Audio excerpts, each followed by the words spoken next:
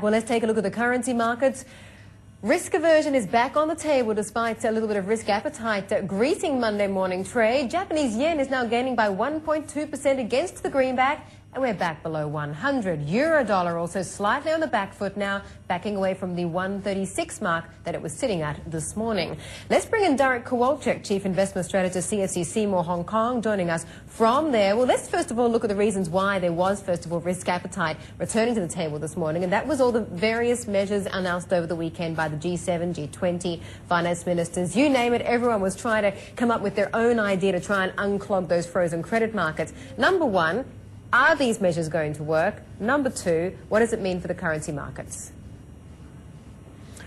I think there is a chance that the meltdown of the markets and breakdown of confidence may be at a stopping point following the G7 statement. And the most important part of the statement to me was the pledge that failures of systemically important banks will be prevented. The fear of such failures was behind freezing up of money markets, which constitute the backbone of the financial system. Already this morning in the Australian market we have seen some improvement, although risk premia charged by banks from each other are still huge. At least they stopped deteriorating. So I think we can see some hope that the LIBOR OIS spreads, which measure the implied risk, will not widen further and possibly gradually narrow. And if this happens, we can shift our focus from the panic to fundamentals. These fundamentals are still negative. We are still going into a recession, but at least we can quantify what is going to happen. So coming back to your second point, what will it mean for the currency markets?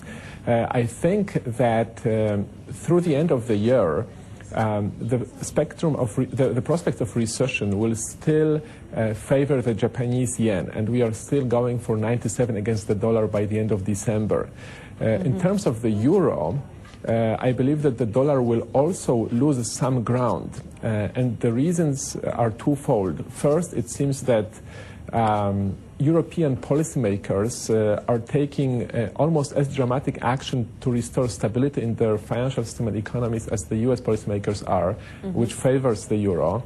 And second, the dollar was appreciating because there was a huge shortage of dollars. Nobody wanted to lend to each other. Therefore, LIBORs went so much up. It favored the greenback. Now this process may be coming to an end. So we are going for 1.41 on the euro dollar by the end of the year. 1.41 for euro dollar by the end of the year. So you feel as if we might have reached a point whereby there is a circuit breaker for risk. So if we take a look at some of the currencies that have really been the whipping boys of that risk aversion, for example, the Australian dollar and the Kiwi dollar, the high yielding currencies, do you believe that their carnage might be also coming to an end? I think what we are going to see for in terms of the Aussie and the Kiwi will be pretty much a stop to the free fall in which these currencies have found themselves recently.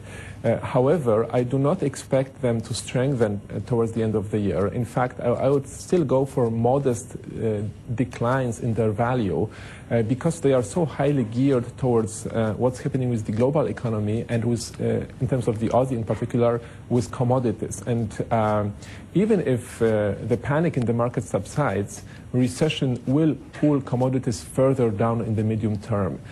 This has to be negative for the Aussie, and also the market is pricing in huge rate cuts by Australia and New Zealand, also negative factors. So I would be going for modest declines in the value of both currencies. Yeah, you raise an excellent point about commodities, because just today Sri was telling us that Goldman Sachs dramatically cut its price forecast for oil, base metals, grain, saying, you know, crude could get down to $50 a barrel. So I guess a lot of those expectations had to be unwound from the Aussie and other commodity currencies as well. So modest declines, maybe not the free fall, the likes of what we've seen. Australian dollar against the US by the end of the year, and Kiwi, what would you say? We are going for 65 cents on the Aussie and 59 cents on the Kiwi, just slightly below current levels. Yeah, okay, we'll get back to you in a second and get final thoughts with Dariusz Kowalczyk, CFC Seymour Limited. You're watching CNBC. We are the first in business worldwide.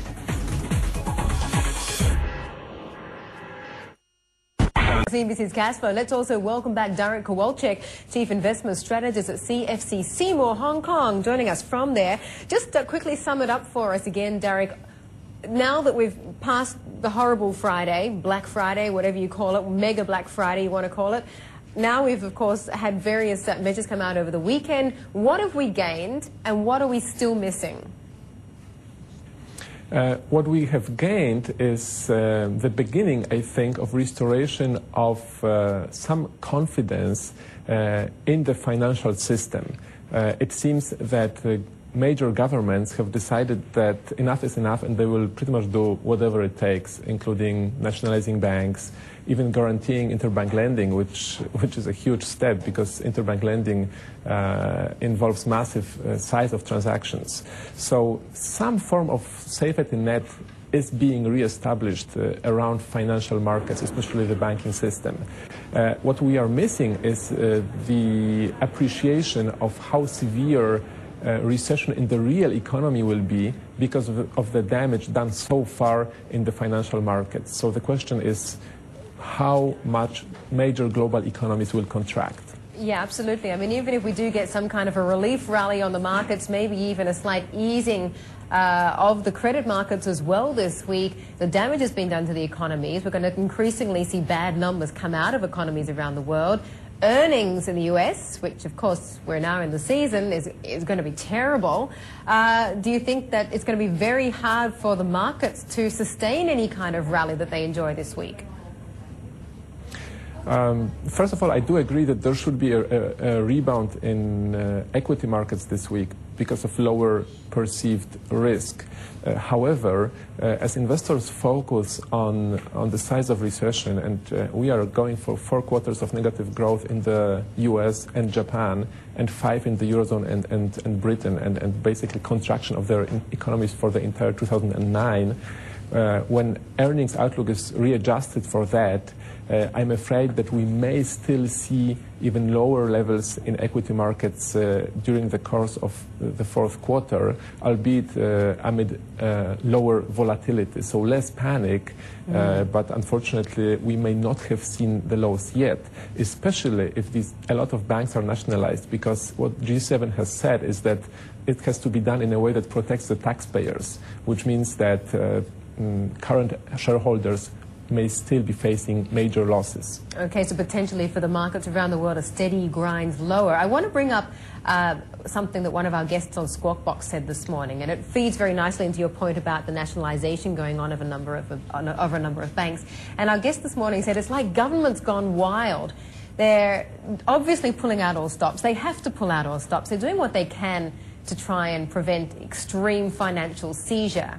And yet, at the end of the day, what we've got is a message to the banks, just go about your normal business. If anything goes wrong, don't worry, we'll back it up. We'll be there to save you. What are the longer-term implications of this? First of all, banks will have to reveal further losses, and this is negative for their current shareholders. Second, this message may be confusing in terms of the degree of risk that banks are encouraged to take.